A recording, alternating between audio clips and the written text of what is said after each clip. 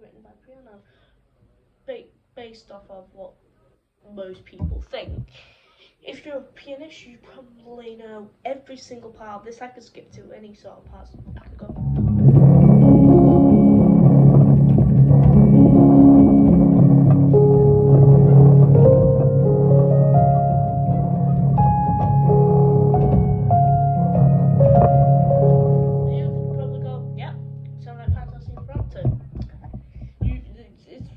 It's a really famous piece, like.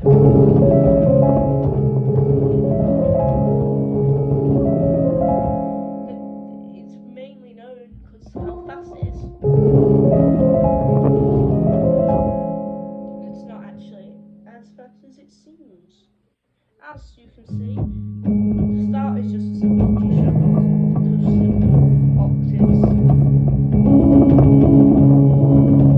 And a few arpeggios, and then comes in.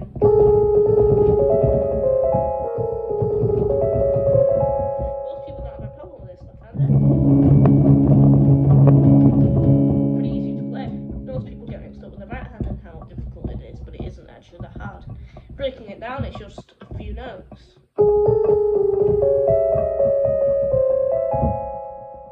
Play that quicker.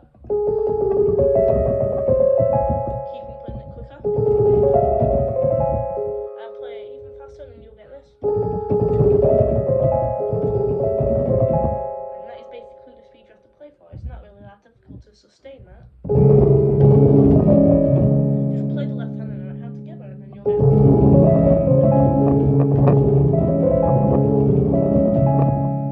But then most people get a bit strange on how the part where it goes. I have to play it an octave low because I don't have keys, but it goes.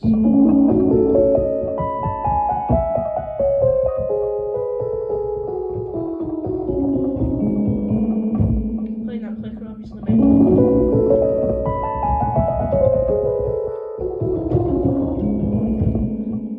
And then most people get mixed up with this part.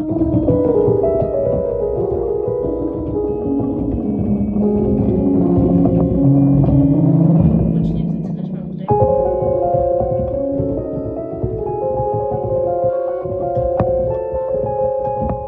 I'm just going to show you some tips on how to play this piece. The mini nocturne part, which is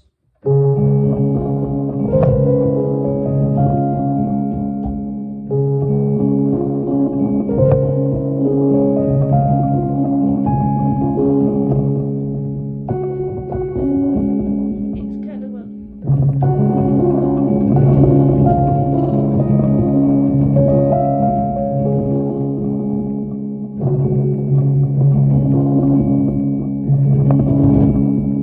look, you can do whatever you want with this left hand on this part, you can have it in there.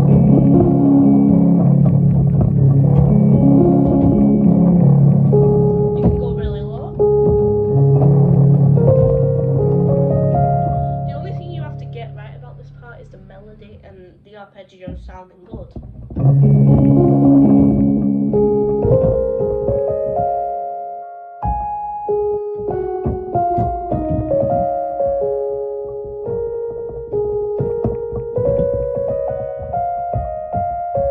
It's really simple, and then you got that.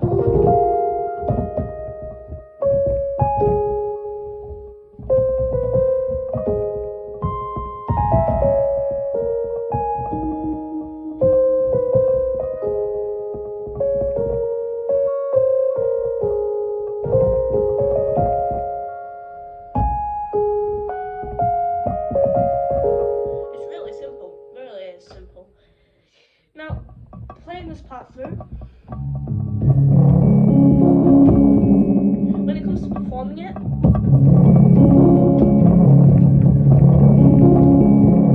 if you want to show off, you will do it all in one hand.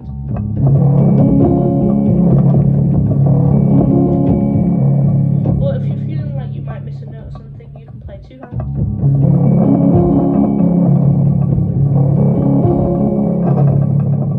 And that works.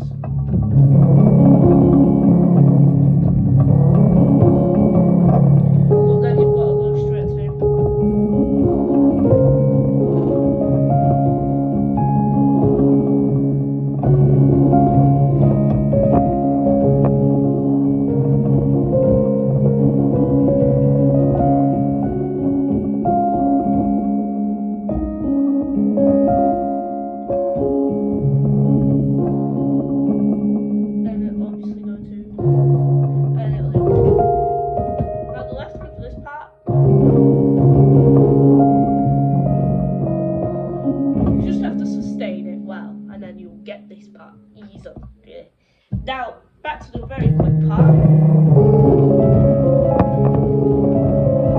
That's the part which most people struggle on.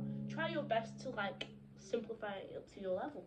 You could basically what I can do is I could keep the left hand the exact same all the way through, and it will sound still good. It will just make it slightly easier. Just like in the part where it goes up and down, you can just end it on this beat instead of going further up. So you could just go.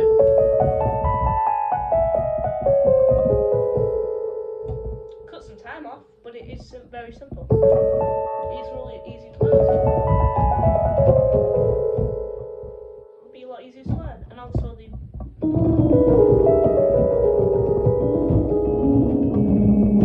you could just simplify it by doing this. Instead of having this, you could just do it twice. Really simple. And also on the part where it does the really weird melody where you could just do, instead of having all those middle notes, you could only add 2 at a time.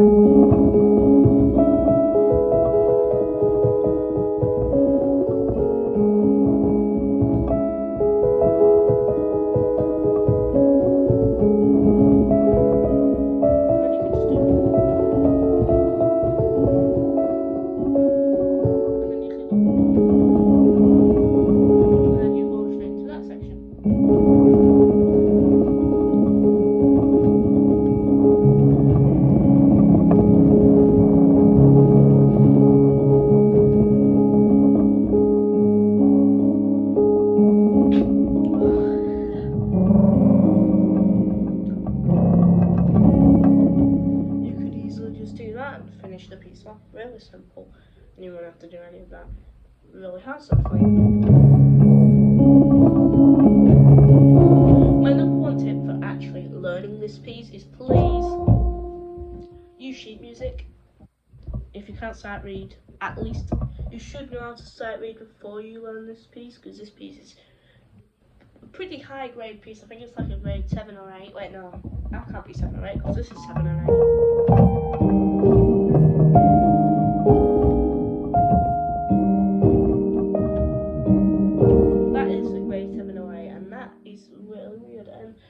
Also this.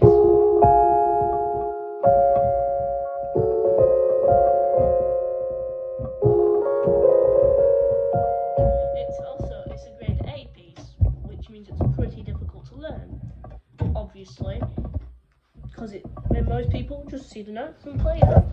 But most songs, to make them sound good, you've got to have a good technique and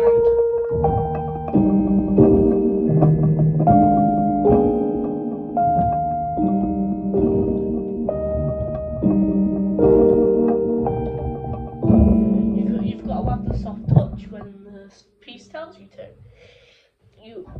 So if you look at the graded piece, you'll think, oh, too hard to learn. You just need to have good technique, and then you'll be able to learn this easily. To build up speed, all you need to do is practice really hard.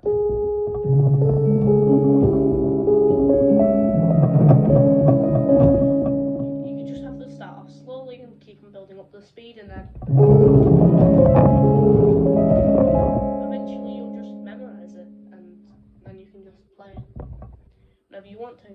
You don't have to you don't have to wait. You don't have to carry on reading the music. You memorize it.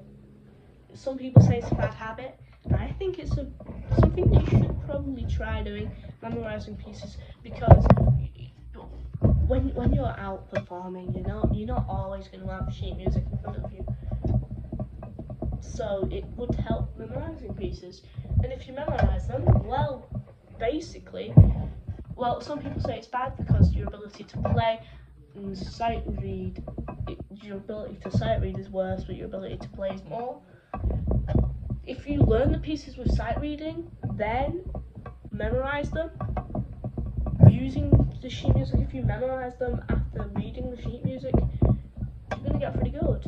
And the reason why people say reading sheet music is too hard is because, well, not everyone's going to memorize where everything goes, but that's why they made stuff like where you have to write the phrase on the, that's just a chord which has F, A, C, but you have to write that over the treble clef, and people do that to memorize them, but all you really have to do is just, if you memorize the piece, you'll be able to play it quick.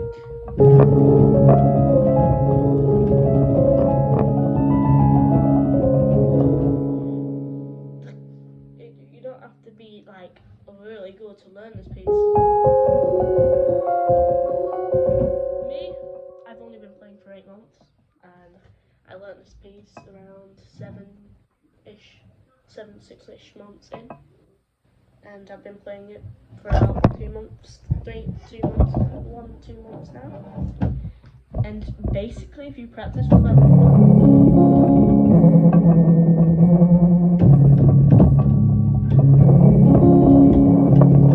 the arpeggios really start to, well, you really start to get the hang of them.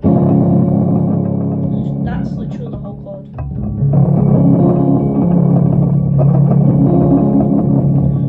Just try not to get tension when playing, because sometimes you can get tension like that, your fingers stick up. Just don't.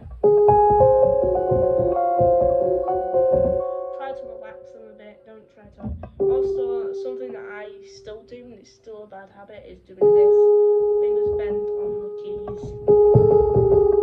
It's really not helpful. It means that you're basically putting on weight. You're putting on too much force on the keys, and I still sometimes do that. On pieces like Iron Elder.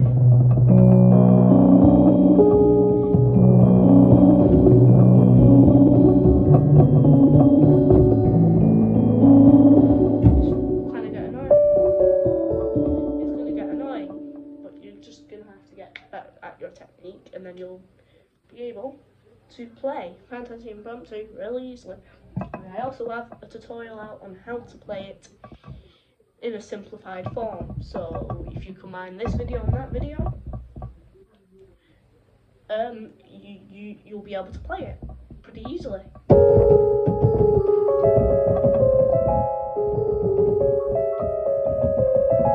I know I could sound really weird when I'm trying to explain.